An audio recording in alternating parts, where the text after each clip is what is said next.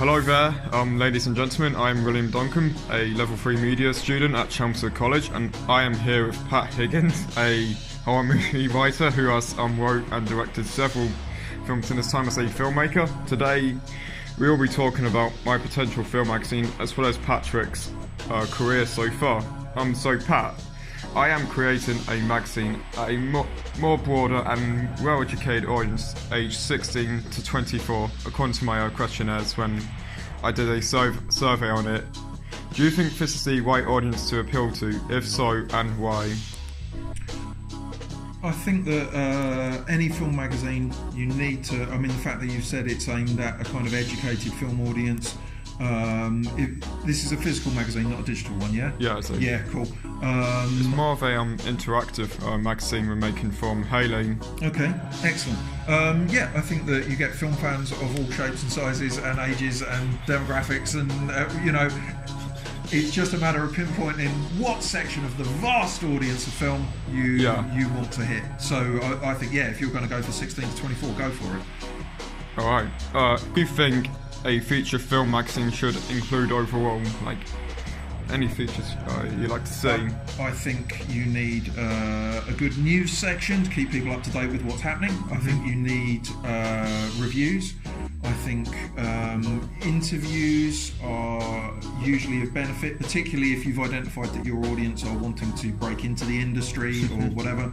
And I think opinion pieces are quite good as well, particularly if someone has an unusual opinion about something, if they believe that a film that is often overlooked is potentially a wonderful experience. I think that it's quite good. I like pieces where people sing the praises of underappreciated films. I think keeping it really positive is a really good thing. I think there's an awful lot of film criticism that focuses on the negative, and I think people get a bit tired of that quite quickly. So I think keep it positive. I agree. Just make sure you don't overrate it that much. So how often do you separate your time at college and your career as a writer and filmmaker? How often? How do you I'll just say it again. How do you separate your time at college and your career as a writer and filmmaker in the horror genre? I think anytime you run parallel careers, it's very difficult but very important to compartmentalize. I allocate sections of time where I will work on screenwriting projects, on filmmaking projects, and obviously other sections of time where I am working on course delivery or whatever connected to the college. So I'll allocate bits of time that people might think is weird. I get very into using dictation. So actually my car journey to the college, I will often set a voice recorder recording. I will dictate into that. I will then use transcription software to actually turn that into text. So that means that even a half-hour car journey could potentially be thousands of words of very rough writing, which you can then go through and edit. So I think that you need to set aside time, different areas, and make sure that you keep that balance, because it's important not to let one area keep track of time. What inspired you to tackle the horror genre? E.g., do you have any inspirations from films, directors, or TV, or any other medium, or any actors who participate in the genre? I think I was terrified of horror when I was a kid. I didn't watch any horror movies until I was a teenager, partly because in my imagination they were much scarier than they actually were. I was an imaginative kid, and so it was that thing where I didn't really watch any horror movies till I was about 14, 15, and then at that 14, and then at that point I just went, wow, I love this, and I caught up on everything that I'd missed out. It felt like a fairly natural evolution to start working in that genre, and I did look at things like Sam Raimi's Evil Dead, which he shot when he was sort of late teens, early 20s, on a shoestring budget, and it was incredibly influential. So it was that kind of can-do attitude of low-budget horror filmmakers that I found really inspiring early in my career. Question number 5. What is your favourite film topic slash subject to discuss, and why? Oh, that's a good question. I like talking about story. I like talking about the structure of story. For me, story isn't just about screenwriting. We interpret the world through stories. We tell ourselves stories about ourselves. We tell ourselves stories about our life. babies aren't able to make memories until they understand basic concepts of stories. Yeah. Until they divide the world into, okay, that's a parent and I have a story with that parent, that's my house, I have a story with my house. Until they do that, they can't make memories because everything's just a jumble. So I think story is embedded in everything we do, and I find it endlessly fascinating, and I could talk about that for hours. All right, question number 6. Do you have any interests outside of film or college? Yeah, you'd have to, otherwise you go nuts. I like video games an awful lot, although the narrative stuff ties into that too. I'm an avid reader, I'm interested in psychology, and so I try and keep a healthy amount of interest outside of film, because otherwise you just go nuts. Like, go all over the place, yeah. Alright, what's the most fascinating and unique segment that has happened during your career as a writer and filmmaker? I like bits of life where you get to reflect on something that's happened to you from the other side of the fence. So I found it the first time my work was ever rewritten after a script had been sold or whatever. I found that quite challenging to have someone else take your work and then reinterpret it and rewrite stuff.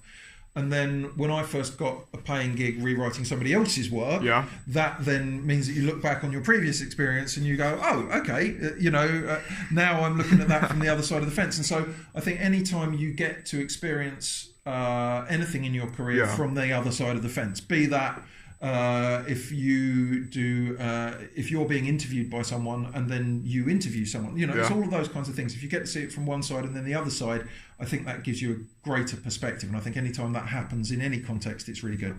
All right. Hey, what is your favourite and least favourite experience as a filmmaker in your career? Oh God. My favourite experience. I made a movie called Hellbride, which is not my best movie by any stretch of the imagination, but it was the most fun shoot I was ever on. As a filmmaker, I loved it. It just felt like every day was like playtime. It was brilliant, right up until the very, very last 2 days, and then everything went wrong, but that's just the way things work sometimes. So that shoot was the most perfect example of that's how a shoot should feel. From a negative point of view, I try not to dwell on the negative too much, but you do get projects where you just go, this goes bad, and the end result is something that you're kind of not entirely happy with, but that happens. So I try and learn from it and move on. All right, what's it your least less stressful shoot, like your less stressful shoot that you've done? The least stressful shoot was Hellbride, right up until the last 2 days when everything went badly wrong. But up until that, all the weeks before it were lovely. So that was the least stressful, definitely. How long did you shoot it for? Like, how long did you film it? Oh God, we had 11 days of principal photography, and then we went back and we did a load of pickups over a few days after that. Some reshoots. So when we played the rough cut and the pacing was all off, so we went and wrote some new scenes and had that. So that was 11 days initial principal photography. Which is still way too short to shoot a feature, but you kind of have to when you're on micro budget stuff. Yeah. Alright, great. So what do you think will make my film magazine a success for my peers and my target audience? Having a unique voice and not being ashamed of it. Don't try and copy somebody else. Be you and let that seep through into everything. Every just choice be yourself. You make. Exactly. You need to bear in mind your target audience, but you need to have a unique voice and you need to stand by it. If you try and be a bad cover version of somebody else, that's all you'll ever be. All right. Yeah, so final question, last but not least, what was your most proudest and efficient moment in your career so far? I think my proudest moment was the first movie